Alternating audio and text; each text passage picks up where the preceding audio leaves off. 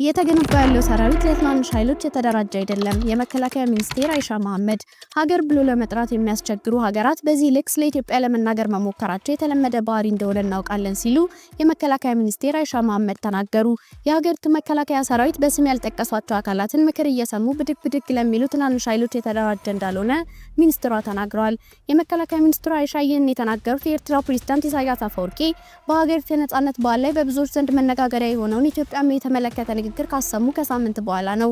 ሰላም በመላው ዓለም የምትገኙ ዲዜና ላፍታ ቤተሰቦች፣ በዛሬው መሰናዷችን የመከላከያ ሚኒስቴር አይሻ መሐመድ ለኤርትራና ለፋኖ ኃይሎች ያስተላለፉትን መልእክት ከጤና ባለሙያዎች አቤቱታ ጋር በማዋዛት ያዝንላችሁ ጥንቅር ነው።